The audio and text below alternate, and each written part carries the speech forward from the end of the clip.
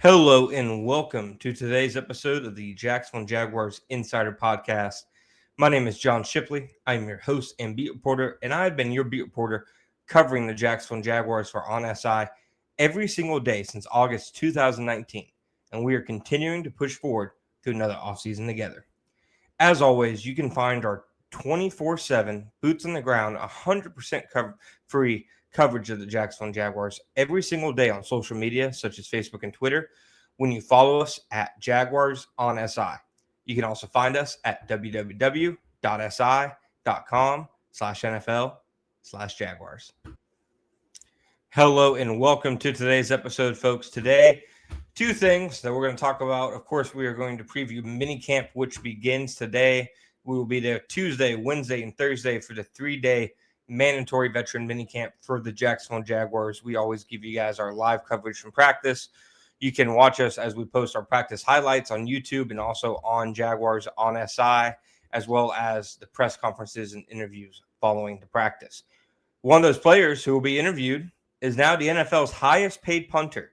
The Jacksonville Jaguars officially agreed to terms with punter Logan Cooke and signed him to a 4-year, $16 million contract. This is just a couple weeks after the Raiders signed A.J. Cole to a contract that had made him the highest paid punter in the NFL.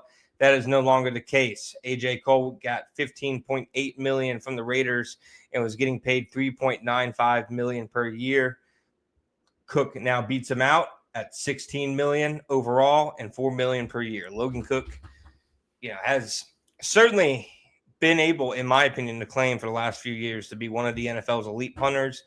Now the Jaguars have the money to back it up. He was already one of the NFL's highest paid punters, but the longtime veteran, I believe the current longest standing member of the franchise, a patron of the franchise, is now locked in Jacksonville for the next 4 years. They absolutely love this guy in the building. They are so high on him, what he does as a punter, the value he offers on trick plays. He former quarterback in high school, I believe, has shown the ability to be used that way, is, a heck of, in my opinion, tackler and a physical presence as well as a punter. Good leader in that room. It's been a really good leader for Cam Little. I think that, anybody who has observed their relationship since Cam Little was drafted would say that.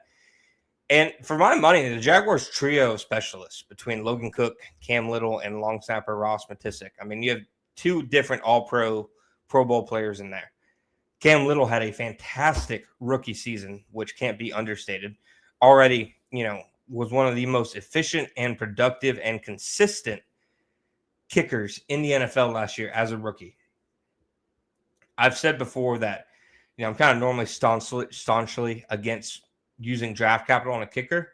That was a great pick, really, by Trent Baalke. That was a great selection. It, has aged, in my opinion, very well. I don't see why it would change. He, hit us, I think, a 63-yarder in OTAs earlier, this spring. Obviously, it's a lot different in OTAs versus when you do it on the field, but he has shown he has the leg, he has the accuracy, he's good at kickoffs.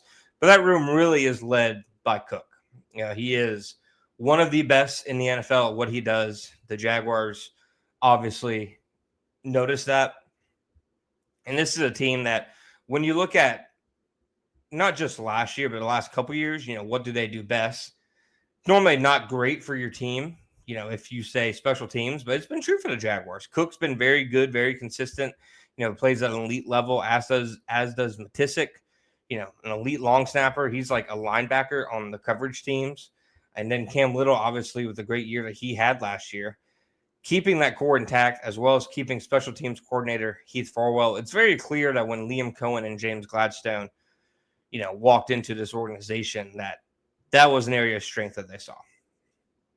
It is very obvious that, now with them putting fresh eyes on everything, one area of the team that they have given their stamp of approval, 100% no questions about, is the special teams unit. Between keeping the head special teams coach, between keeping his top assistant, Luke Thompson, who, for my money, is a really valuable part of the staff, and keeping several of their core special teams guys in place, and now extending Logan Cooke.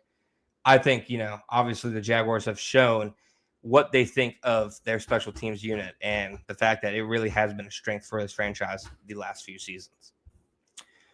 All right, folks, the second thing that we're going to talk about in today's episode, of course, is our preview of mandatory minicamp. Now, to me, literally the only difference I've ever really noticed between mini camps and OTA practices is that one is completely voluntary, and I've said this in the past, and one they get fined if they don't show up to. That to me is just extended OTAs, other than attendance being absolutely mandatory, from the NFL and the teams. But there are a few things, obviously, that I'm going to look for. Can some undrafted guys continue to carry their momentum? I've said how consistently I've been impressed by Eli Penkel, a wide receiver.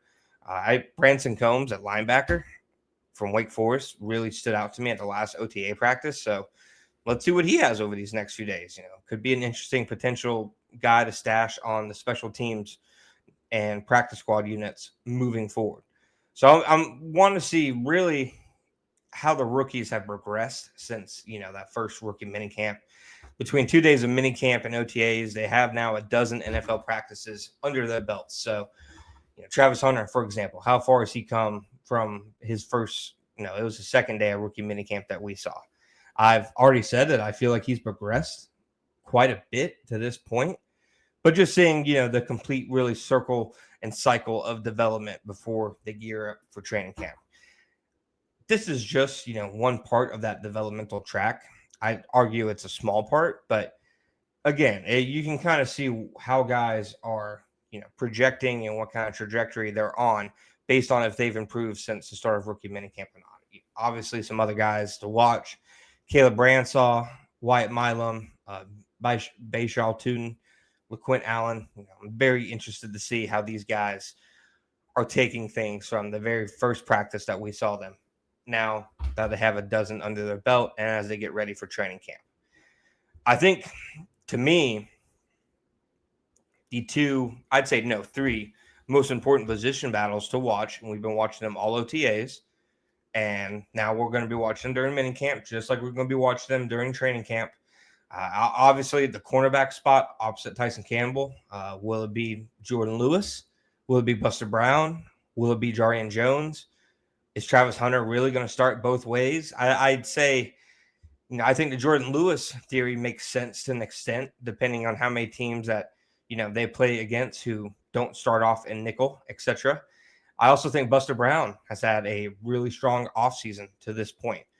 Buster has clearly made an impression, in my opinion, on the coaching staff, from his position coach to his defensive coordinator to his head coach. They all seem like they've had something pretty positive to say about him. And to me, after years of doing this, you can kind of filter out coach speak, and when a guy is saying something, just because he has to say something nice, like very rarely are guys going to get killed, at this point. But you can tell when it's genuine praise, and it seems genuine for Buster, which isn't surprising. He's a guy who every coaching staff I've covered who has coached him has loved.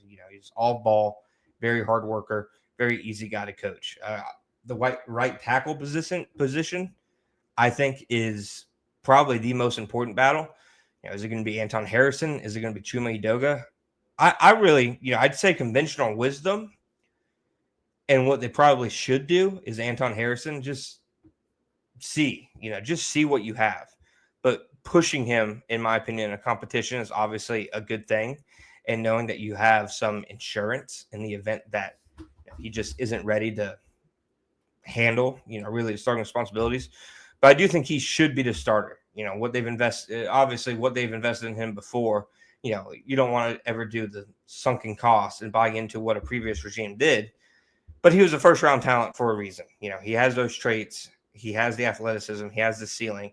In my opinion, they should see what they have in him. And then running back, it's been talked ad nauseum to this point. I think Travis Etienne right now is the favorite to be the number one running back, but seeing how him, Tootin, Tank Bigsby, LaQuint Allen look, and to me, not even so much as how they look, but how they divide up the reps over the course of minicamp, to me will say a lot. I think I have an idea if it's similar how it went during OTAs of how it would be distributed, but obviously a very key thing to watch for during minicamp. That is all we have for you guys today.